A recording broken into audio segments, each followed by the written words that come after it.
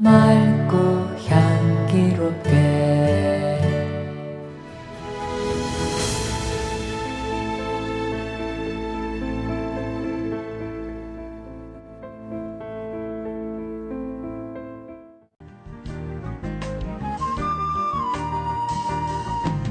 안녕하세요. EBS 오디오북 한강입니다.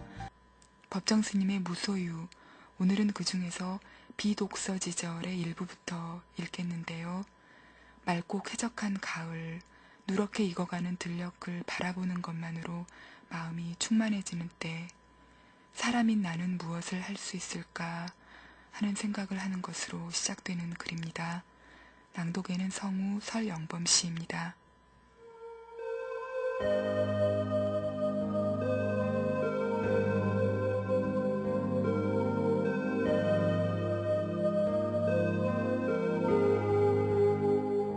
장미 가시에 손등을 찔려 꼬박 한 달을 고생했다. 내 뜻대로 움직여주던 손에 탈이 나니 그렇게 불편할 수가 없었다. 독일의 그 릴케를 생각하고 때로는 겁도 났었지만 모든 병이 그러듯이 때가 되면 낫는다. 밀린 옷가지를 이제는 내 손으로 빨 수 있게 됐으니 무엇보다 홀가분하다. 오늘처럼 밝게 갠 날은 우물가에 가서 빨래라도 할 일이다. 우리 집처럼 간단 명료하게 사는 혼자에게는 이런 일은 일거양득이 된다. 이 쾌청의 날씨에 나는 무슨 일을 할 수 있을까? 벽을 바라보고 좌선을 할 것인가? 먼지 묻어 퀴퀴한 경전을 펼칠 것인가? 그런 짓은 아무래도 궁상스럽다. 그저 서성거리기만 해도 내 안에서 살이 오르는 소리가 들리는데 이 밖에 무엇을 더 받아들인단 말인가. 가을하면 독서의 계절을 연상한다는 친구를 만나 즐겁게 입씨름을 했다. 내 반론인즉 가을은 독서하기에 가장 부적당한 비독서 지절이라는 것. 이런 계절에는 외부의 소리보다 자기 안에서 들리는 그 소리에 귀 기울이는 게 제격일 것 같다. 독서의 계절이 따로 있어야 한다는 것부터 이상하다. 그렇더라도 나는 이 가을에 몇 권의 책을 읽을 것이다. 술술 읽히는 책 말고 읽다가 자꾸만 덮어지는 그런 책을 골라 읽을 것이다. 좋은 책이란 물론 거침없이 읽히는 책이다. 그러나 진짜 양서는 읽다가 자꾸 덮이는 책이어야 한다. 한두 구절이 우리에게 많은 생각을 주기 때문이다. 그 구절을 통해서 나 자신을 읽을 수 있기 때문이다. 이렇듯 양서란 거울 같은 것이어야 한다. 그래서 그 한 권의 책이 때로는 번쩍 내 눈을 뜨게 하고 안이해지려는 내 일상을 깨우쳐준다.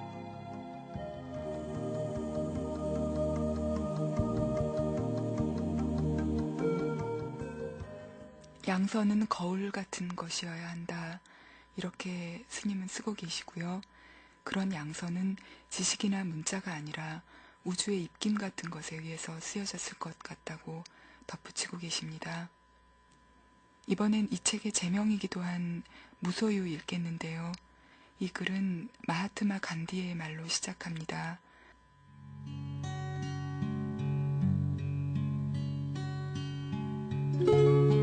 지난해 여름 장마가 갠 어느 날 봉선사로 운헌오사를 뵈러 간 일이 있었다. 한낮이 되자 장마에 갇혔던 햇빛이 눈부시게 쏟아져 내리고 앞 개울물 소리에 어울려 숲속에서는 매미들이 있는 대로 목청을 돋구었다. 아차, 이때서야 문득 생각이 난 것이다. 난초를 뜰에 내놓은 채 온 것이다. 모처럼 보인 찬란한 햇빛이 돌연 원망스러워졌다. 뜨거운 햇볕에 늘어져 있을 난초잎이 눈에 아른거려 더 지체할 수가 없었다. 허둥지둥 그 길로 돌아왔다. 아니나 다를까 잎은 축 늘어져 있었다. 안타까워하며 샘물을 길어다 죽여주고 했더니 겨우 고개를 들었다. 하지만 어딘지 생생한 기운이 빠져나간 것 같았다. 나는 이때 온몸으로 그리고 마음속으로 절절히 느끼게 되었다. 집착이 괴로움인 것을. 그렇다. 나는 난초에게 너무 집념한 것이다. 이 집착에서 벗어나야겠다고 결심했다. 며칠 후 난초처럼 말이 없는 친구가 놀러왔기에 선뜻 그의 품에 분을 안겨주었다. 비로소 나는 얽매임에서 벗어난 거다. 날아갈 듯 홀가분한 해방감. 3년 가까이 함께 지낸 유정을 떠나보냈는데도 서운하고 허전함보다 홀가분한 마음이 앞섰다. 이때부터 나는 하루 한 가지씩 버려야겠다고 다짐을 했다. 난을 통해 무소유의 의미 같은 것을 터득하게 됐다고나 할까. 인간의 역사는 어떻게 보면 소유사처럼 느껴진다. 보다 많은 자기네 몫을 위해 끊임없이 싸우고 있다. 물건만으로는 성이 차질 않아 사람까지 소유하려 든다. 그 사람이 제 뜻대로 되지 않을 경우는 끔찍한 비극도 불사하면서 제정신도 갖지 못한 처지에 남을 가지려 하는 것이다. 소유욕은 이해와 정비례한다. 그것은 개인뿐 아니라 국가 간의 관계도 마찬가지다. 어제 맹방들이 오늘에는 맞서게 되는가 하면 서로 으르렁대던 나라끼리 신선사지를 교환하는 사례를 우리는 얼마든지 보고 있다. 그것은 오로지 소유의 바탕을 둔 이해관계 때문이다. 만약 인간의 역사가 소유사에서 무소유사로 그 방향을 바꾼다면 어떻게 될까? 아마 싸우는 일은 거의 없을 것이다. 주지 못해 싸운다는 말은 듣지 못했다. 간디는 또 이런 말도 하고 있다. 내게는 소유가 범죄처럼 생각된다. 그가 무엇인가를 갖는다면 같은 물건을 갖고자 하는 사람들이 똑같이 가질 수 있을 때 한한다는 것. 그러나 그것은 거의 불가능한 일이므로 자기 소유에 대해서 범죄처럼 자책하지 않을 수 없는 것이다.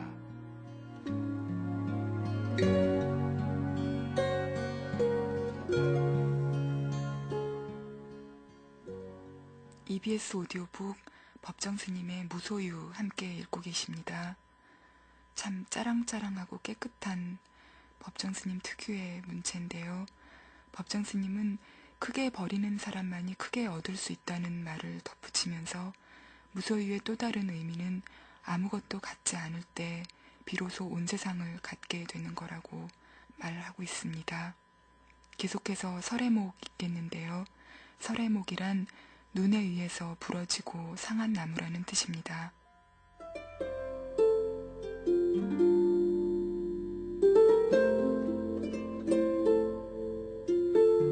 해가 저문 어느 날 오막살이 토굴에 사는 노승 앞에 터벅머리 학생이 하나 찾아왔다.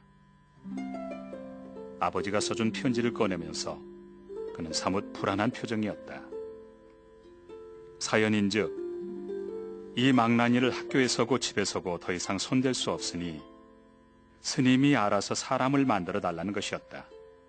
물론 노승과 그의 아버지는 친분이 있는 사이였다. 편지를 보고 난 노승은 아무런 말도 없이 몸소 후원에 나가 늦은 저녁을 지어왔다. 저녁을 먹인 뒤 발을 씻으라고 대야에 가득 더운 물을 떠다 주었다. 이때 터벅머리의 눈에서는 주르륵 눈물이 흘러내렸다.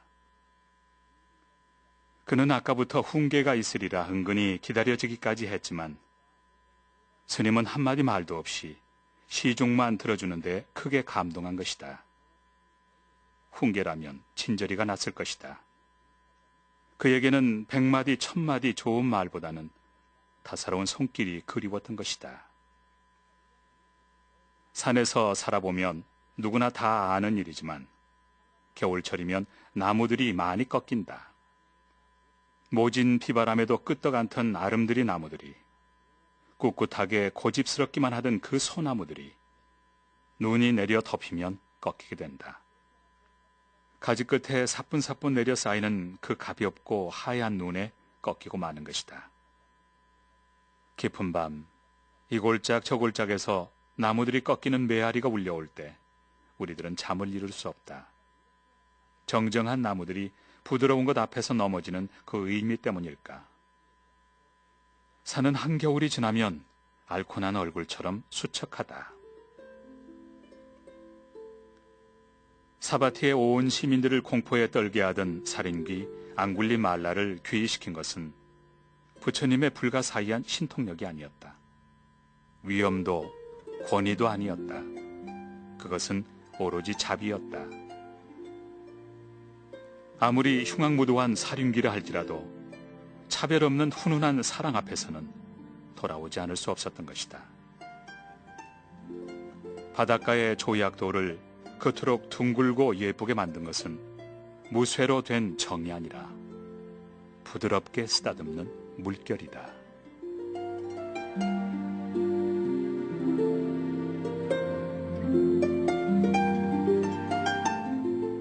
예, 부드러움의 힘, 따뜻함의 힘, 훈훈한 사랑의 힘에 대해서 생각하게 하는 글이네요.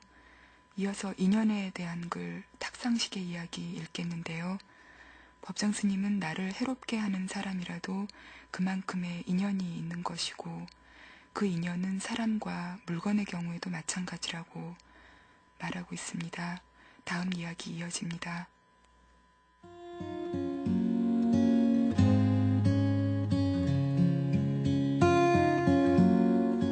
지금 이 글을 쓰고 있는 탁상에는 내 생활을 거동케 하는 국적불명의 시계가 하나 있다.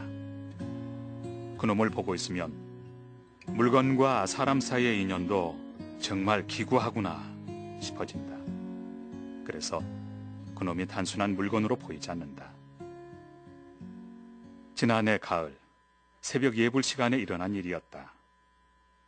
큰 법당 예불을 마치고 판전을 거쳐 내려오면 1시간 가까이 걸린다.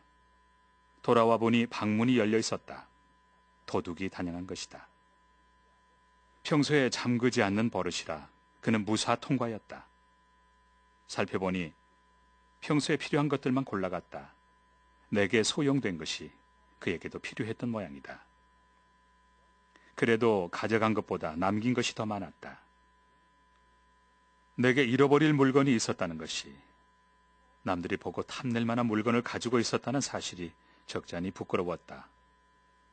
물건이란 본래부터 내가 가졌던 것이 아니고 어떤 인연으로 해서 내게 왔다가 그 인연이 닿으면 떠나가기 마련이라 생각하니 아까울 것이 없었다. 어쩌면 내가 전생에 남의 것을 훔친 그 과보인지도 모른다고 생각하면 오히려 빚이라도 갚고 난 듯 홀가분한 기분이다. 그런데 그는 대단한 것이라도 있는가 싶어 있는 것 없는 것을 샅샅이 뒤져놓았다. 잃은 것에 대해서는 조금도 애석하지 않았는데 흩어놓고 간 옷가지를 하나하나 제자리에 챙기자니 새삼스레 인간사가 서글퍼지려고 했다. 당장 아쉬운 것은 다른 것보다도 탁상에 있어야 할 시계였다. 도군이 다녀간 며칠 후 시계를 사러 나갔다. 이번에는 아무도 욕심내지 않을 허름한 것을 구해야겠다고 작정. 청계천에 있는 어떤 시계 가게로 들어갔다. 그런데 허허, 이거 어찌된 일인가. 며칠 전에 잃어버린 우리 방 시계가 거기서 나를 기다리고 있는 게 아닌가. 그것도 웬 사내와 주인이 목하 흥정 중이었다. 나를 보자 사내는 슬쩍 외면했다. 당황한 빛을 감추지 못했다. 그에게 못지않게 나도 당황했다. 결국 그 사내에게 돈 1,000원을 건네주고 내 시계를 내가 사게 되었다. 내가 무슨 자선가라고 그를 용서하고 말고 할 것인가. 따지고 보면 어슷비슷한 허물을 지니고 살아가는 인간의 처지인데 뜻밖의 다시 만난 시계와의 인연이 우선 고마웠고 내 마음을 내가 돌이켰을 뿐이다. 용서란 타인에게 베푸는 자비심이라기보다 흐트러지려는 나를 나 자신이 거두어 드리는 일이 아닐까 싶었다.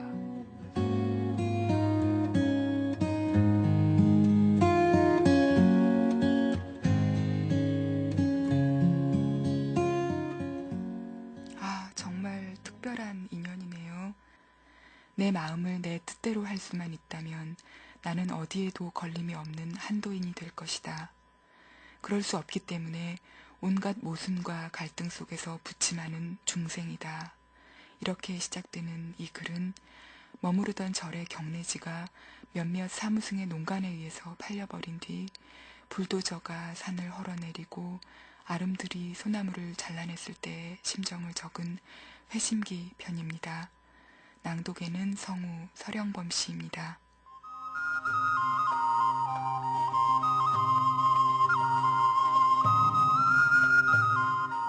본래 무일물. 그렇지.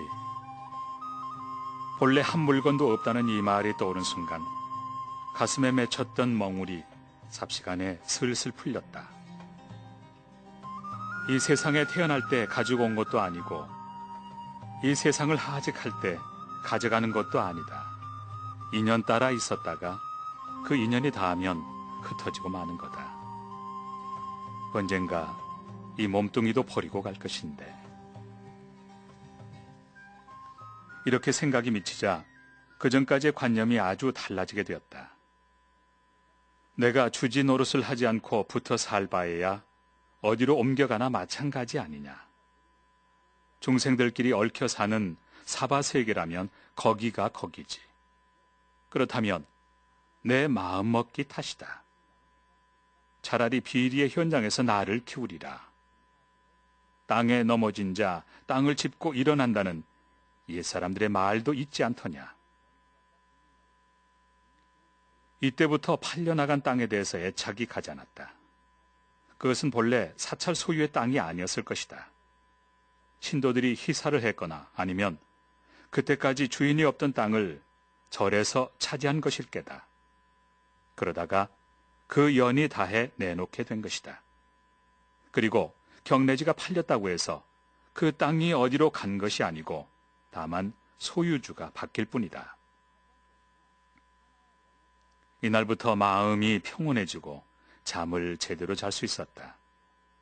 그토록 시끄럽던 불도저며 바위를 뚫는 컴프레서 소리가 아무렇지 않게 들렸다. 그것은 이렇게 생각했기 때문이다. 남들을 향해서는 곧잘 베풀라고 하면서 지금까지 나 자신은 무엇을 얼마나 베풀어 왔느냐.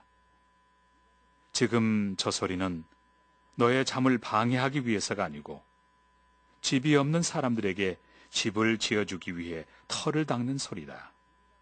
이 소리도 못 듣겠다는 게냐. 그리고 그 일터에는 수백 명의 노동자들이 밤잠도 못 자며 땀 흘려 일하고 있다. 그들에게는 저마다 몇 사람씩 달린 부양 가족이 있을 것이다.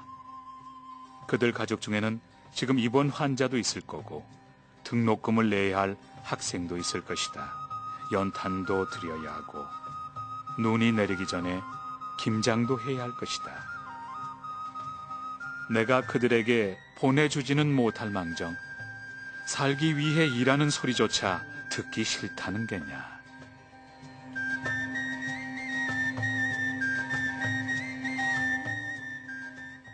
이렇게 생각이 바뀌면서 그 시끄럽던 공사의 소음이 아무렇지도 않게 들렸다고 합니다. 그리고 이때를 고비로 사고와 가치의식이 아주 달라졌는데 세상은 많은 이웃과 어울려 살고 있다는 사실을 구체적으로 새기게 되었다고 쓰고 있습니다. 이번에는 나그네 길에서 읽겠습니다. 만행이라고 하죠. 구름처럼 떠돌고 물처럼 흐른다고 해서 운수행각이라고 하는 승가의 나그네로서의 삶을 한 달 가까이 이어가면서도 법정 스님은 차마 한 군데만은 가볼 수 없었다고 쓰고 있는데요. 출가한 지 얼마 안 된 시절 구도의 의미와 빈틈없는 정진으로 선의 기쁨을 느꼈던 그런 도량이라서 두고두고 아끼고 싶었기 때문이라고 합니다.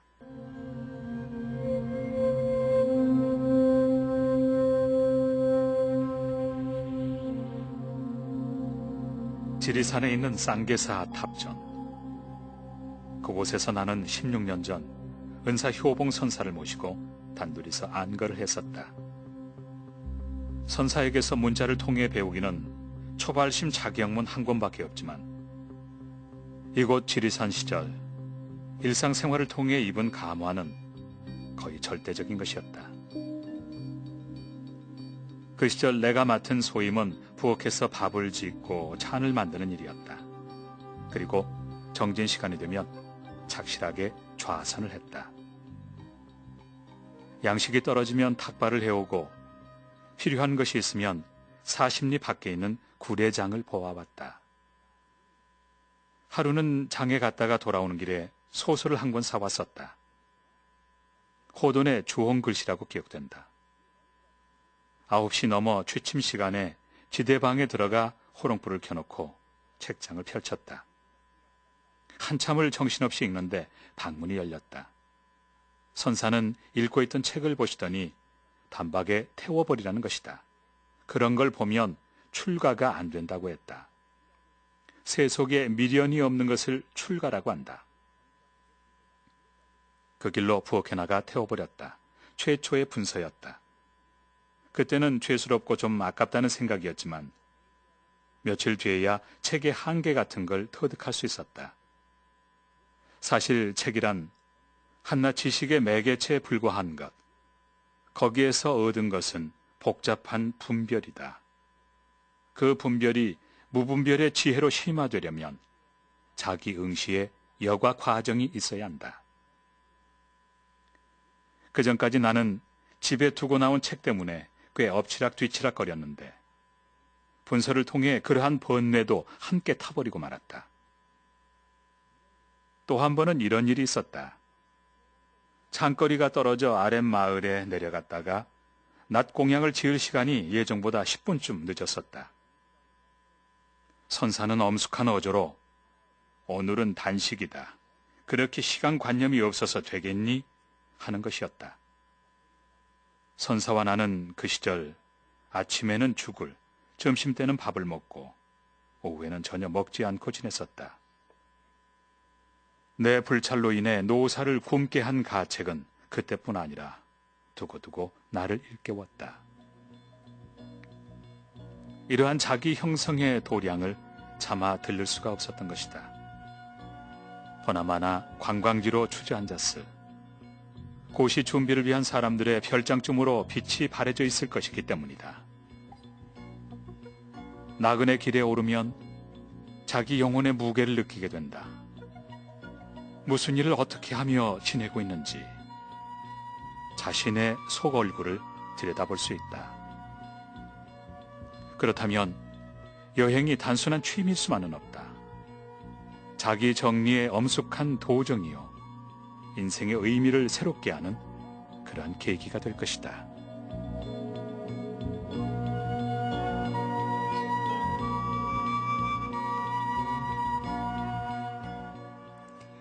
가끔 이렇게 말하는 분들 계시죠? 사는 게 너무 힘들어서 머리 깎고 산으로나 들어가야겠다. 하지만 이런 글을 읽게 되면 승가의 삶이라는 것이 얼마나 치열할 수 있는지 느끼게 됩니다. EBS 오디오북 법정스님의 무소유 함께하고 계십니다. 계속해서 인형과 인간 중에서 일부 읽겠습니다.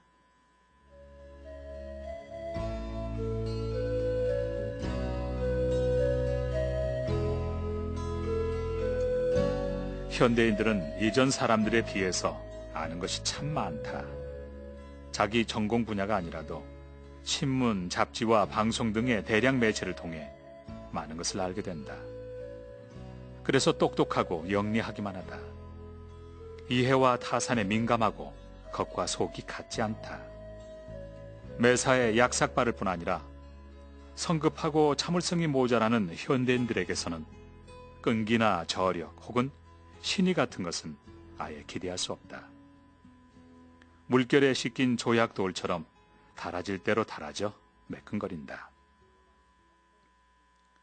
한 처사에 논치던 이야기를 생각해보면 어리석음과 지혜로움이 결코 무연하지 않은 것임을 알 수 있다. 해월선사는 절곁에 논을 쳤다. 쓸모없이 버려진 땅을 보고 논을 만들었으면 싶었다. 때마침 흉년이 들어 동네 사람들이 살기가 어렵게 된 것을 보고 그들을 불러다 일을 시킨다. 한 달, 두 달이 걸려도 노는 쉽사리 이루어지지 않는다. 보는 사람마다 그 노임으로 더 많은 논을 살 수 있을 것이라며 만류하지만 끝내 굽히지 않는다. 마침내 그를 미친 노장이라고 비웃게 된다. 선사는 못 들은 채 날이 새면 일터에 나가 일꾼들과 어울려 일을 한다. 이와 같이 해서 몇백 평의 논이 이루어졌다. 그런데 거기에 든 노임은 이루어진 논의 시세보다 몇 곱 더 들어갔다. 그러나 선사는 없던 논이 새로 생긴 것을 기뻐했다. 그는 세속적인 눈으로 볼 때 분명히 산수를 모르는 어리석은 사람이었다. 그런데 그 어리석음으로 해서 흉년에 많은 사람들이 굶주림을 면할 수 있었다. 그와 같은 사연이 깃들인 논이므로 절에서는 그 논을 단순한 땅맞이기로서가 아니라 오늘날까지도 사풍의 상징처럼 소중하게 여기고 있다. 한결같이 얕고 달아빠진 세상이기 때문에 그토록 어리석고 우직스런 일이 우리를 포근하게 감싸준다. 배우는 대지에 통한다는 말이 결코 빈말은 아닐 것이다.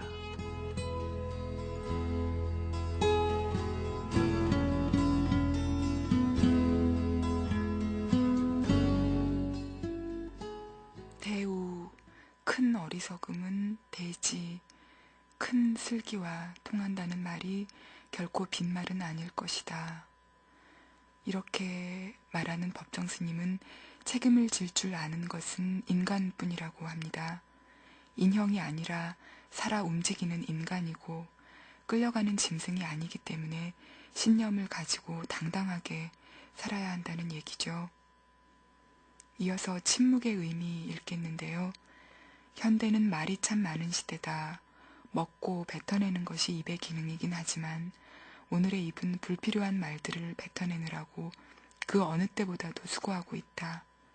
이전에는 사람끼리 마주보며 말을 나누었는데 전자매체가 나오면서는 혼자서도 얼마든지 짓거릴 수 있게 되었다. 이렇게 시작합니다.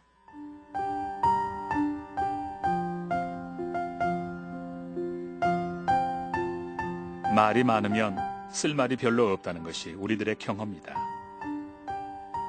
하루하루 나 자신의 입에서 토해지는 말을 홀로 있는 시간에 달아보면 대부분 하잘것없는 소음이다. 사람이 해야 할 말이란 꼭 필요한 말이거나 참말이어야 할 텐데 불필요한 말과 거짓말이 태반인 것을 보면 우울하다. 시시한 말을 하고 나면 내 안에 있는 빛이 조금씩 새어나가는 것 같아 말끝이 늘 허전해진다. 좋은 친구란 무엇으로 알아볼 수 있을까를 가끔 생각해 보는데, 첫째, 가치 있는 시간에 대한 의식으로 알 수 있을 것 같다. 가치 있는 시간이 지루하게 느껴지면 아닐 것이고, 벌써 이렇게 됐어? 할 정도로 가치 있는 시간이 빨리 흐른다면 그는 정다운 사이다. 왜냐하면 좋은 친구하고는 시간과 공간 밖에서 살기 때문이다. 우리들이 기도를 올려보면 더욱 잘 알 수 있다. 기도가 순일하게 잘 될 경우는 시공 안에서 살고 있는 일상의 우리이지만 분명히 시공 밖에 있게 되고, 그렇지 못할 때는 자꾸 시간을 의식하게 된다. 시간과 공간을 의식하게 되면 그건 허울뿐인 기도다. 우리는 또 무엇으로 친구를 알아볼 수 있을까? 그렇다. 말이 없어도 지루하거나 따분하지 않은 그런 사이는 좋은 친구일 것이다. 입 벌려 소리내지 않더라도 넉넉하고 정결한 뜰을 서로가 넘나들 수 있다. 소리를 입 밖에 내지 않을 뿐 구슬처럼 영롱한 말이 침묵 속에서 끊임없이 오고 간다. 그런 경지에는 시간과 공간이 미칠 수 없다. 말이란 늘 오해를 동반하게 된다. 똑같은 개념을 지닌 말을 가지고도 의사소통이 잘 안 되는 것은 서로가 말 뒤에 숨은 뜻을 모르고 있기 때문이다. 엄마들이 아가의 서투른 말을 이내 알아들을 수 있는 것은 말소리보다 뜻에 귀 기울이기 때문이다. 이렇듯 사랑은 침묵 속에서 이루어진다. 사실 침묵을 배경 삼지 않는 말은 소음이나 다를 게 없다. 생각 없이 불쑥불쑥 함부로 내뱉는 말을 주어보면 우리는 말과 소음의 한계를 알 수 있다. 오늘날 우리들의 입에서 토해지는 말씨가 집이 고화를 막론하고 자꾸만 거칠고 천박하고 야비해져가는 현상은 그만큼 내면이 헐벗고 있다는 증거일 것이다. 안으로 침묵의 조명을 받고 있지 않기 때문이다.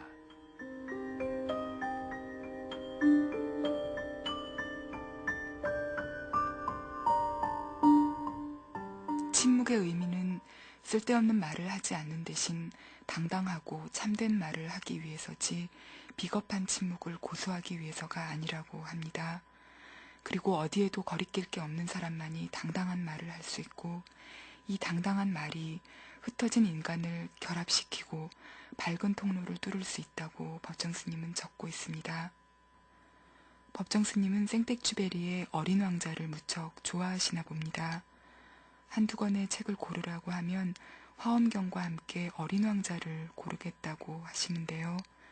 법정 스님과 어린 왕자, 어쩐지 어울리게 느껴지기도 합니다. 낭독에는 성우 설영범 씨가 수고해 주시겠습니다.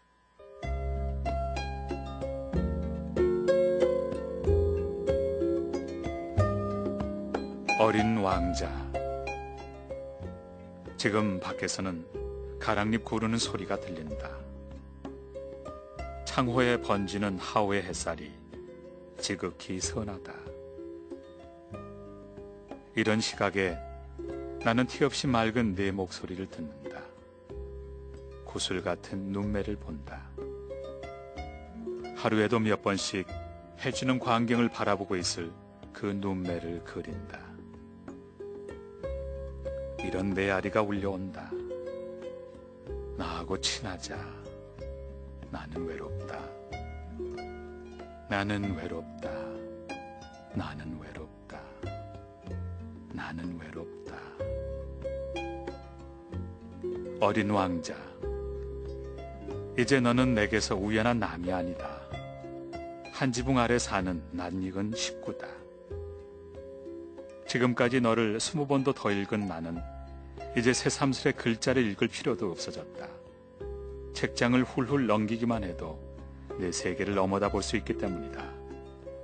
행간에 쓰여진 사연까지도 여백에 스며있는 목소리까지도 죄다 읽고 들을 수 있게 되었다.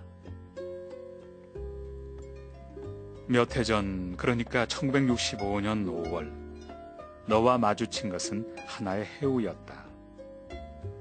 너를 통해서 비로소 인간관계의 바탕을 인식할 수 있었고 세계와 나의 촌수를 헤아리게 되었다. 그때까지 보이지 않던 사물이 보이게 되고 들리지 않던 소리가 들리게 된 것이다. 너를 통해서 나 자신과 마주친 것이다. 그때부터 나의 가난한 서가에는 너의 동료들이 하나둘 모여들기 시작했다. 그 아이들은 메마른 나의 가지에 푸른 수액을 돌게 했다. 솔바람 소리처럼 무심한 세계로 나를 이끌었다.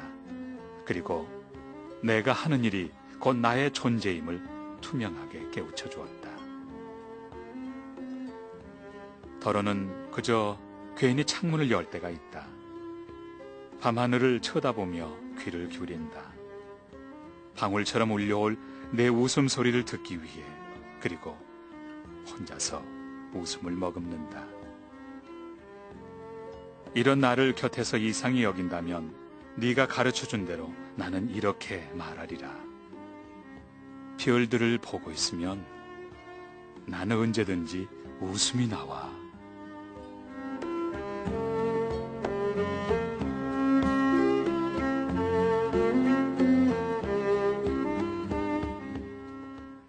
별들을 보고 있으면 난 언제든지 웃음이 나와.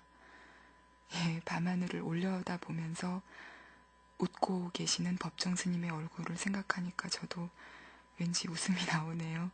이번에는 본래부터 한 물건도 없다는 뜻의 본래 무일물 읽겠습니다.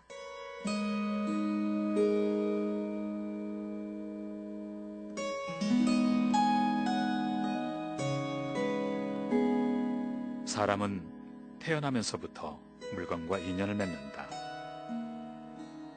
물건 없이 일상생활은 이루어질 수 없다. 인간을 가리켜 만물의 영장이라 하는 것도 물건과의 상관관계를 말하고 있는 것이다. 내면적인 욕구가 물건과 원만한 조화를 이루고 있을 때 사람들은 느긋한 기지개를 켠다. 동시에 우리들이 겪는 어떤 성질의 고통은 이 물건으로 인해서임은 더 말할 것도 없다. 그 중에도 더욱 고통스러운 것은 물건 자체에서보다도 그것에 대한 소유관념 때문이다. 자기가 아끼던 물건을 도둑 맞았거나 잃어버렸을 때 그는 괴로워한다. 소유관념이란 게 얼마나 지독한 집착인가를 비로소 체험하는 것이다. 그래서 대개 사람들은 물건을 잃으면 마음까지 잃는 이중의 손해를 치르게 된다. 이런 경우 집착의 얽힘에서 벗어나 한 생각 돌이키는 회심의 작업은 정신위생상 마땅히 있음직한 일이다. 따지고 보면 본질적으로 내 소유란 있을 수 없다. 내가 태어날 때부터 가지고 온 물건이 아닌 바에야 내 것이란 없다. 어떤 인연으로 해서 내게 왔다가 그 인연이 닿으면 가버린 것이다. 더 극단적으로 말한다면 나의 실체도 없는데 그 밖에 내 소유가 어디 있겠는가. 그저 한동안 내가 맡아 있을 뿐이다. 어느 날 외딴 남자의 밤손님이 내 방했다. 밤잠 없는 노 스님이 정랑을 다녀오다가 뒷곁에서 인기척을 들었다. 웬 사람이 지게에 짐을 집어넣고 일어나려다 말고 하면서 끙끙거리고 있었다. 뒤주에서 쌀을 한 가마 잔뜩 퍼내긴 했지만 힘이 붙여 일어나지 못하고 있었던 것이다. 노 스님은 지게 뒤로 돌아가 도둑이 다시 일어나려고 할 때 지그시 밀어주었다. 겨우 일어난 도둑이 힐끗 돌아보았다. 아무 소리 말고 지고 내려가게. 노 스님은 밤손님에게 나직이 타일렀다. 이튿날 아침 스님들은 간밤에 도둑이 들었다고 야단이었다. 그러나 노 스님은 아무 말이 없었다. 그에게는 잃어버린 것이 없었기 때문이다. 본래 무일물, 본래부터 한 물건도 없다는 이 말은 선가에서 차원을 달리해 쓰이지만 물건에 대한 소유관념을 표현한 말이기도 하다. 그 후로 그 밤손님은 암자의 독실한 신자가 되었다는 후문이다.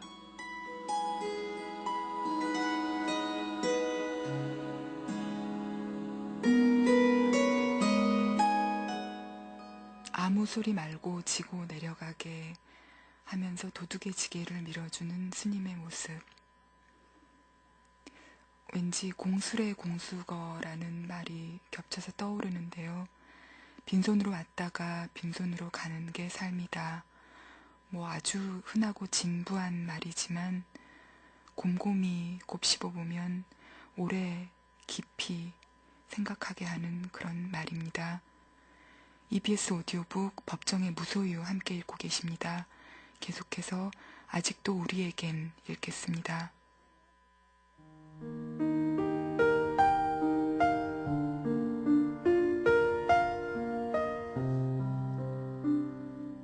(6월이) 장미의 계절일 수만은 없다.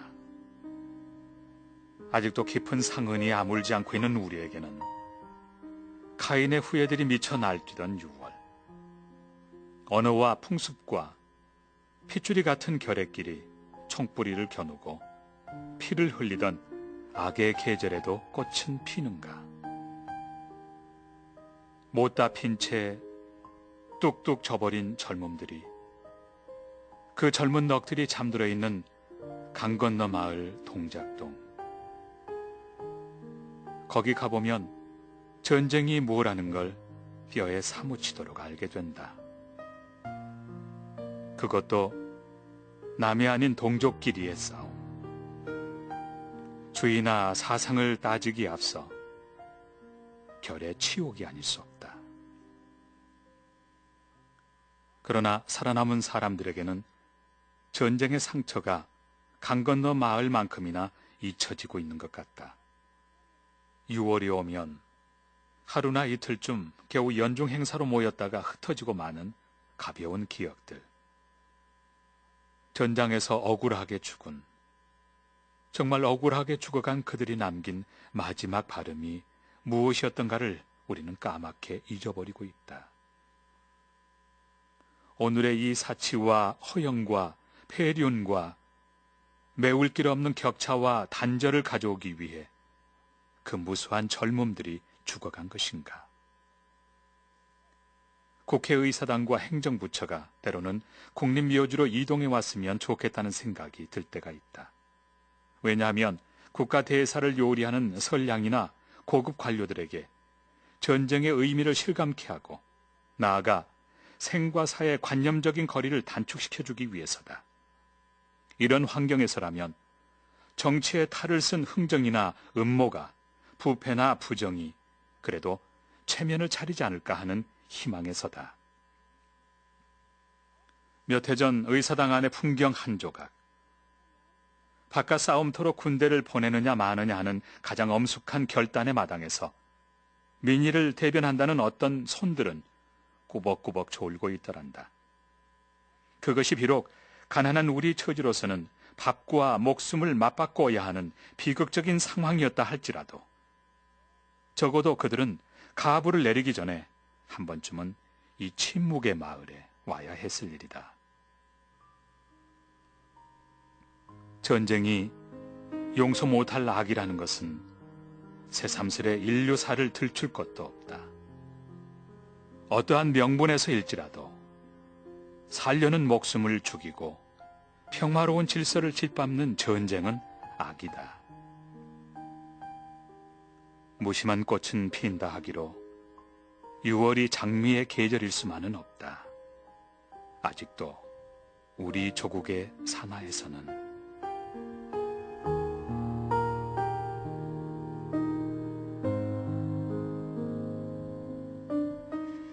이 글이 쓰여진 것은 1970년인데요. 35년이 흐른 지금에도 지구상에는 전쟁이 계속되고 있죠. 어떠한 명분에서일지라도 살려는 목숨을 죽이고 평화로운 질서를 짓밟는 전쟁은 악이라는 말씀이 마음에 깊이 와닿습니다. 이어서 읽을 진리는 하나인데 기독교와 불교에는 스님의 종교에 대한 생각이 펼쳐져 있습니다.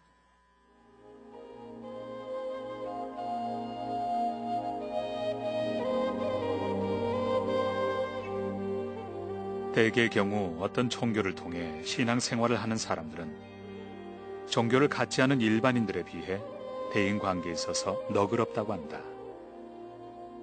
그러나 그 대인관계가 이교도로 향하게 될 때 돌연변이를 일으키는 수가 덜어 있다. 너그러웠던 아량이 갑자기 움츠러들어 고슴도치처럼 가시를 돋우는 것이다. 나는 가끔 이런 대접을 받는다. 물건을 사기 위해 가게 문을 열고 들어갔을 때 가게 주인은 정확한 발음으로 우리는 예수를 믿습니다 라고 한다. 물론 어두러운 탁발성으로 오인하고 한 말일 것이다. 태연하게 물건을 골라 돈을 치르고 나오면서 돌아보면 복잡한 표정이다. 혹은 기독교인들끼리 산사에 놀러와 어쩌다 찬송가라도 불을 낮추면 길을 쓰고 제지하는 산승들이 또한 없지 않다. 이와 같은 씁쓸한 현상은 어디에 그 뿌리를 내리고 있는 것일까? 자기가 믿고 있는 종교적인 신념에서라기보다 이교도라면 무조건 적대시하려 드는 배타적인 감정의 이유가 있을 것이다. 자기가 믿는 종교만이 유일한 것이고 그 밖에 다른 종교는 일고의 가치조차 없는 미신으로 착각하고 있는 맹목에서일 것이다. 이렇듯 독선적이고 배타적인 선민의식이 마치 자기의 신심을 두텁게 하는 일인 양 알고 있기 때문에 스스로의 시야를 가리게 되는 것이다. 따라서 그러한 단견들이 읽는 경전이나 성경의 해석 또한 지극히 위태로운 것이 아닐 수 없다. 글이나 말 뒤에 들어있는 뜻을 망각하고 하나의 비유에 지나지 않는 표면적인 언어에 집착하고 있는 것이다. 많은 종교가 존재하고 있는 한 어떤 종교이든지 그 나름의 독자적인 상징을 필요로 한다. 그러나 그 상징이 맹목적인 숭배물로 되거나 혹은 다른 종교에 대해 우월을 증명하는 도구로 쓰인다면 그것은 무의미하다. 모든 오해는 이해 이전의 상태이다. 따라서 올바른 비판은 올바른 인식을 통해서만 내려질 수 있다. 그런데 그릇된 고정관념에 사로잡힌 일부 종교인들이 성급하게도 인식을 거치지 않고 비판부터 하려 든다. 우리들이 진정으로 자기 종교의 본질을 알게 된다면 저절로 타 종교의 본질도 알게 될 것이다. 이전까지 기독교도와 불교도 사이에 바람직한 대화의 길이 트이지 못한 그 원인을 찾는다면 상호 간의 독선적인 아집으로 인한 오해에 있었을 것이다. 내가 즐겨 읽는 요한의 첫째 편지에는 이런 구절이 있다. 하느님을 사랑한다고 하면서 자기 형제를 미워하는 사람은 거짓말쟁이입니다. 보이는 자기 형제를 사랑하지 않는 사람이 어떻게 보이지 않는 하느님을 사랑할 수 있겠습니까? 하느님을 부처님으로 바꿔놓으면 사이비 불교도들에게 해당될 적절한 말씀이다. 가끔 이런 생각을 해볼 때가 있다. 오늘날 만약 예수님과 부처님이 자리를 같이 한다면 어떻게 될까? 그릇된 고정관념에 사로잡혀 어르렁대는 사이비 신자들과는 그 촌수가 다를 것이다. 모르긴 해도 의기가 상통한 그들은 구태여 입을 벌려 수인사를 나눌 것도 없이 서로가 잔잔한 미소로서 대할 것만 같다. 그들의 시야는 영원에 닿아 있기 때문에 그들의 마음은 하나로 맺어져 있을 것이기 때문이다.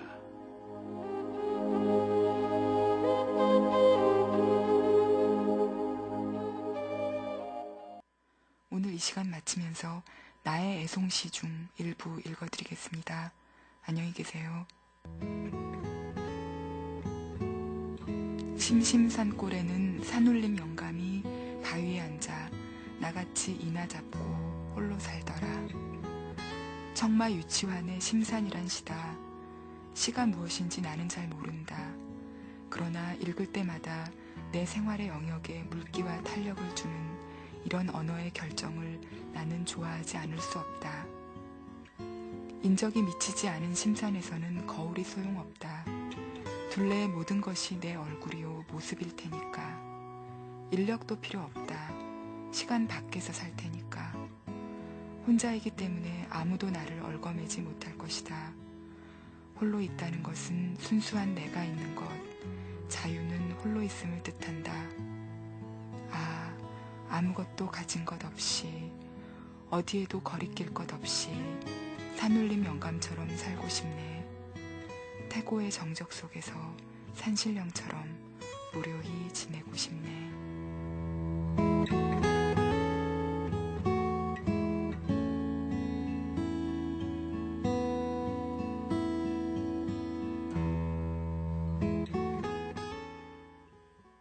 말